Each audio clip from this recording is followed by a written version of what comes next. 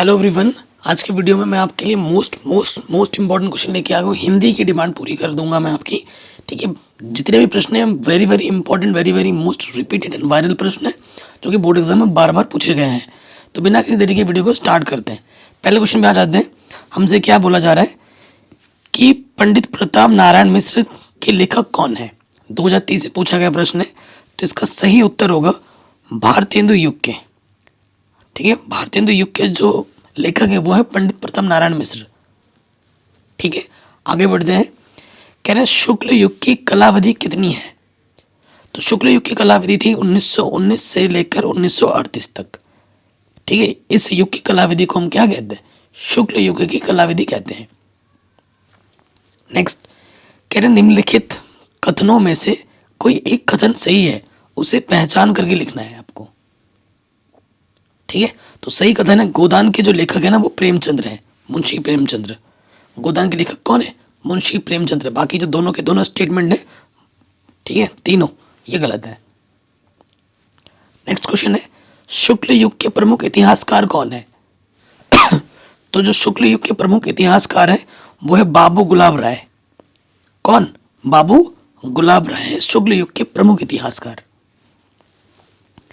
ध्रुव स्वामी नाटक के लेखक कौन है। ये वन वर्ड्स में अगर नहीं भी आता है तो इनको रट लीजिए, दूसरा कोई उपाय नहीं है। ध्रुव स्वामी नाटक के जो लेखक है वो है जयशंकर प्रसाद। कौन है, जयशंकर प्रसाद है, कोई दिक्कत नहीं होगी। नेक्स्ट क्वेश्चन में आ जाओ। कह रहे हैं कृति कंकाल के लेखक कौन है। लगातार 3 साल पूछा गया है, तो कृति कंकाल के जो लेखक हैं वो है जयशंकर प्रसाद। कौन है, जयशंकर प्रसाद जी। अगले प्रश्न में आ जाते हैं। रस मीमांसा के लेखक कौन है। तो रस मीमांसा के जो लेखक हैं वो है आचार्य रामचंद्र शुक्ल। रिपीट मोड में पूछा जा रहा है लगातार 3 साल। ठीक, नेक्स्ट, आचार्य रामचंद्र शुक्ल किस युग के लेखक हैं। तो ये है शुक्ल युग के लेखक। आचार्य रामचंद्र शुक्ल किस युग के लेखक हैं, शुक्ल युग के लेखक हैं। नेक्स्ट प्रश्न है शुक्ल युग का नामकरण किस विद्वान के नाम पर किया गया। तो ये किया गया था आचार्य रामचंद्र शुक्ल के नाम पर। आचार्य रामचंद्र शुक्ल जी के नाम पे किया गया था। सेवा सदन उपन्यास के लेखक कौन है। तो वो है प्रेमचंद्र। वो कौन है, प्रेमचंद्र है। सेवा सदन के उपन्यास के जो लेखक है वो है प्रेमचंद्र। नेक्स्ट प्रश्न है शुक्ल युग के नाटककार निम्नलिखित में से कौन नहीं है। तो भारतेंदु हरिश्चंद्र जी ये नहीं है। ठीक है, बाकी तीनों हैं। जयशंकर प्रसाद भी शुक्ल युग के नाटककार हैं, राम कुमार वर्मा जी भी हैं, हरि कृष्ण प्रेमी जी भी हैं, लेकिन भारतेंदु नहीं है। चिंतामणि के रचयिता कौन है। तो चिंतामणि के रचयिता है आचार्य रामचंद्र शुक्ल। कौन है, आचार्य रामचंद्र शुक्ल जी हैं। नेक्स्ट क्वेश्चन है कि पंच परमेश्वर कहानी के लेखक कौन है। तो वो है प्रेमचंद्र जी। पंच परमेश्वर कहानी के लेखक कौन है, प्रेमचंद्र। जयशंकर प्रसाद का नाटक कौन सा नहीं है। तो ध्रुव वासिनी है, ध्रुव स्वामिनी है, चंद्रगुप्त है, स्कंदगुप्त भी है, लहरों के राजहंस ये नहीं है। अपनी खबर आत्मकथा के लेखक कौन है। तो यह है पांडे बेचन शर्मा उग्र की। पंचाग दर्शन के रचनाकार कौन है। तो वह है मथुरानाथ शुक्ल जी। पंचाग दर्शन के रचनाकार हैं मथुरानाथ शुक्ल। ठीक है, हंस पत्रिका के संपादक कौन थे। तो वह है मुंशी प्रेमचंद्र। हंस पत्रिका के संपादक थे। नेक्स्ट क्वेश्चन है आचार्य रामचंद्र शुक्ल एक क्या है। तो ये एक कवि है। आचार्य रामचंद्र शुक्ल क्या है, एक कवि है। आकाशदीप के लेखक कौन है। तो आकाशदीप के लेखक है जयशंकर प्रसाद। कौन, जयशंकर प्रसाद। शुक्ल युग के प्रसिद्ध उपन्यासकार कौन है। तो वह है भगवती चरण वर्मा। कौन है, भगवती चरण वर्मा। उपन्यास भोले बिसरे चित्र के लेखक कौन है। तो वह है भगवती चरण वर्मा। नेक्स्ट क्वेश्चन, शुक्लोत्तर युग के प्रमुख हिंदी आलोचक कौन है? जो प्रमुख हिंदी आलोचक हैं वो है आचार्य हजारी प्रसाद द्विवेदी, ये भी हैं, और पंडित नंद दुलारे वाजपेयी, ये भी हैं। ऑप्शन नंबर क और ख दोनों सही है। कलम का सिपाही, इसके लेखक कौन है? तो ये इसके लेखक है अमृत राय। कौन? अमृत राय। अगला प्रश्न है, लहरों के राजहंस के लेखक का नाम बताइए। तो लहरों के राजहंस के लेखक का नाम है मोहन राकेश। क्या? मोहन राकेश। ठीक। भगवत शरण उपाध्याय द्वारा रचित निबंध कौन सा है? तो उनके द्वारा रचित जो निबंध है वो है ठूठा आम। कौन सा है? ठूठा आम। प्रसिद्ध आत्मकथा क्या बोलूं क्या याद करूं के लेखक कौन है? तो इसके लेखक है हरिवंश राय बच्चन, अमिताभ बच्चन के पापा। निम्नलिखित में से कौन प्रसिद्ध यात्रा साहित्यकार है? यात्रा करता है जो लिखते हैं देख के, तो वह है साहुल सांकृत्यायन। शेखर एक जीवनी उपन्यास के लेखक कौन है? तो यह है अज्ञेय, पता नहीं। ठीक है। अनंत आकाश के रचनाकार कौन है? तो यह है डॉक्टर जयप्रकाश भारती। निम्नलिखित कथनों में से कौन सा कथन सही है, ये आपको बताना है कि कौन सा कथन सही है। तो कथन ये वाला सही है, गेहूं और गुलाब निबंध के लेखक राम वृक्ष बेनीपुरी हैं। ये कथन हमारा बिल्कुल सही है। मैला आंचल के रचनाकार कौन है? तो वह है फणीश्वर नाथ रेणु। कौन है? फणीश्वर नाथ रेणु। चेखव एक इंटरव्यू के लेखक कौन है? तो इसके हैं राजेंद्र यादव। लेखक का नाम क्या है? राजेंद्र यादव। डॉक्टर राजेंद्र प्रसाद लेखक किस चीज के हैं? तो यह है हिंदी साहित्य के विमर्श के। ठीक है। साहित्य और कला किसकी रचना है? तो यह भगवत शरण उपाध्याय की रचना है, साहित्य और कला। शुक्लोत्तर युग के लेखक कौन से हैं? तो वह है धर्मवीर भारती जी, शुक्लोत्तर युग के लेखक हैं। तौलिए किस विद्या पर आधारित है? तो ये एकांकी विद्या पर आधारित है। अगला प्रश्न है, निम्न में से नाटक विद्या के लेखक कौन है? तो नाटक विद्या के लेखक है बद्री नारायण चौधरी, प्रेमघन। गबन की विद्या क्या है? तो गबन की विद्या एक उपन्यास है। क्या है? एक उपन्यास। गुनाहों का देवता रचना किस की विद्या है? तो ये उपन्यास का है। झूठा सच किस विद्या की रचना है? तो झूठा सच उपन्यास विद्या की रचना है, लास्ट ईयर पूछा गया था। ठीक। नीड़ का निर्माण फिर किस विद्या की रचना है? तो ये आत्मकथा की रचना है। किसकी रचना है? आत्मकथा की। तितली कृति की विद्या है, तो ये उपन्यास की विद्या है। ठीक। भारत दूरदर्शक किस विद्या की रचना है? तो ये एक एकांगी विद्या की रचना है। स्मृति की रेखाएं साहित्यिक की विद्या है। किस साहित्य की विद्या है? स्मृति की रेखाएं संस्मरण की विद्या है, स्मरण। सार गंधार रचनाकार है किस चीज के? खुमार रासो इसके रचनाकार है। निम्न में से रीतिकाल की कला विधि कौन सी है?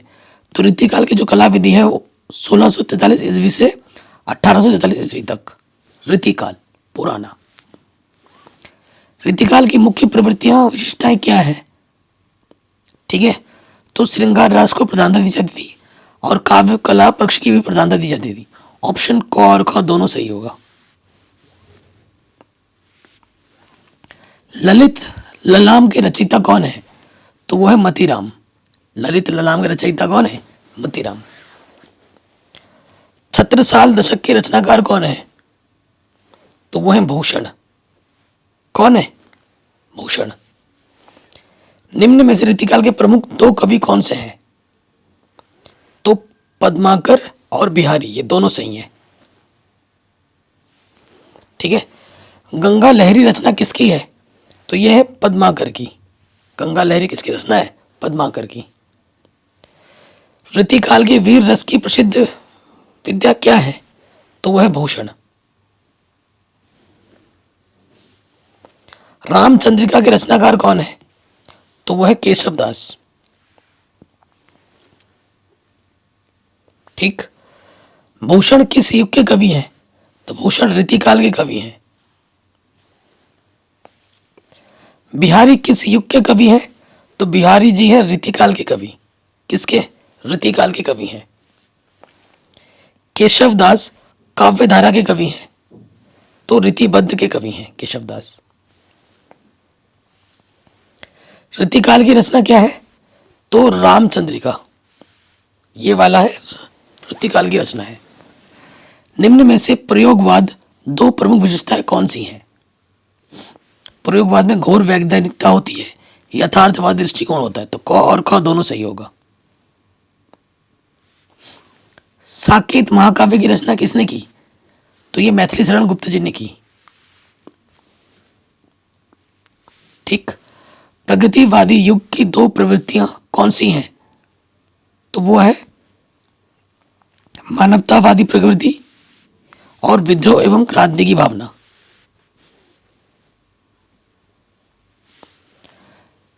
पठिस्थ धातु पुरुष एवं वचन क्या है इसमें? तो पठिस्थ में मध्यम पुरुष है और ये बहुवचन है। ठीक है। हस्यस्थ धातु एवं वचन और पुरुष बताना है, तो ये द्विवचन है और मध्यम पुरुष का है। हसती शब्द का पुरुष एवं वचन बताना है, तो ये हसती प्रथम पुरुष और एक वचन है। अपठम धातु का वचन एवं पुरुष कौन सा है? तो ये एक वचन है और उत्तम पुरुष का है अपठम का। निम्न में से छायावाद की दो प्रवृत्तियों की विशेषताएं कौन सी हैं? तो छायावाद में क्या होता है? श्रृंगार और प्रेम वदना होती है और प्रकृति का मानवीकरण होता है छायावाद में। तो घ और ग दोनों सही होगा। निम्न में छायावाद युग का कवि कौन है? तो सुमित्रा नंदन पंत जी छायावाद युग के कवि हैं। यामा के रचयिता का नाम लिखिए। तो यामा के रचयिता कौन है? महादेवी वर्मा। ठीक। आंगन के पार द्वार के रचयिता कौन है? तो वो है सावी। ठीक है, आगे पता नहीं। तीसरा सप्तक कब प्रकाशित हुआ था? तो ये हुआ था 1959 ईस्वी में। ठीक है। अगला प्रश्न है, महादेवी वर्मा महाकवियत्री हैं किसकी? छायावाद युग की। महादेवी वर्मा किसकी कवियत्री हैं? छायावाद युग की। महादेवी वर्मा की रचना कौन सी नहीं है? तो युगांत उसकी रचना नहीं है। प्रिय प्रवास किसकी रचना है? तो प्रिय प्रवास अयोध्या सिंह उपाध्याय हरि औंध की रचना है। ठीक। राम की शक्ति पूजा के रचनाकार कौन है? तो वह है सूर्यकांत त्रिपाठी निराला जी। ठीक है। अगला प्रश्न है, निम्नलिखित में से कौन प्रगति युग का कवि नहीं है? तो स्टार्टिंग के तीनों है, चौथा नहीं है। भारतेंदु हरिश्चंद्र ये प्रगतिवाद के कवि नहीं है। यशोधरा रचना किसकी है? तो यशोधरा रचना मैथिली शरण गुप्त जी की है। ठीक। दीप शिखा काव्य संग्रह रचना है किसकी? महादेवी वर्मा की। ठीक। छायावाद युग की प्रमुख प्रवृत्तियां कौन सी हैं? तो श्रृंगार और प्रेम वादना ये प्रमुख है। श्रृंगार और प्रेम को वेदना प्रमुखता दी जाती है। निम्नलिखित में से शुक्लोत्तर युग के लेखक कौन नहीं है? कौन है? तो शुक्लोत्तर के तो वासुदेव शरण अग्रवाल जी हैं, बाकी तीन नहीं है। साकेत किस युग की रचना है? तो साकेत द्विवेदी युग की रचना है। साकेत द्विवेदी युग की रचना है। लोकायतन के रचनाकार कौन है? तो वह सुमित्रा नंदन पंत। किसके रचना? ठीक है, लोकायतन के रचनाकार कौन है? सुमित्रा नंदन पंत। बहुरी अकेला के रचनाकार कौन है? तो बहुरी अकेला के रचनाकार है अशोक वाजपेयी। 4 सप्तक के संपादक कौन है? तो वह सच्चिदानंद हीरानंद।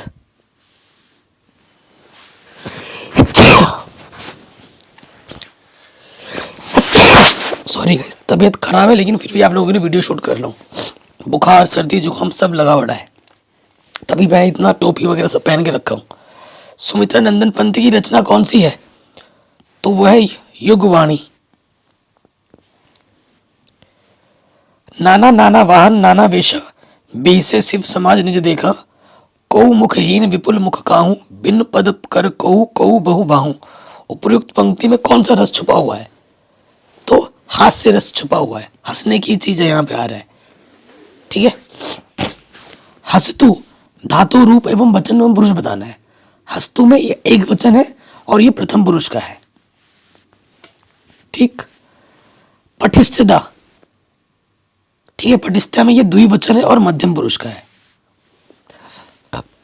पीपर पात रसित मन डोला, उपयुक्त पंक्ति में अलंकार कौन सा है? तो उपमा अलंकार है। पीपर पात रस सरिस मन डोला, तुलना की जा रही किसी चीज की, तो उपमा है अलंकार। ठीक है, चरण कमल बंधो हरि राई, उपयुक्त पंक्ति में अलंकार कौन सा है? ठीक है, चरण कमल, चरण को कमल से तुलना कर रहे हैं तो रूपक अलंकार है। यही कहीं पर बिखर गई वह मग्न विजय माला सी, उपयुक्त पंक्ति में कौन सा अलंकार छुपा है? तो उपमा अलंकार छुपा हुआ है। अलंकार ये प्रश्न आते ही आते हैं, आपको पता है। अगला प्रश्न है, सोहत ओढ़े पीत पट श्याम सलोने गात, मनोनील मणि शैल पर आतव परयो प्रभात।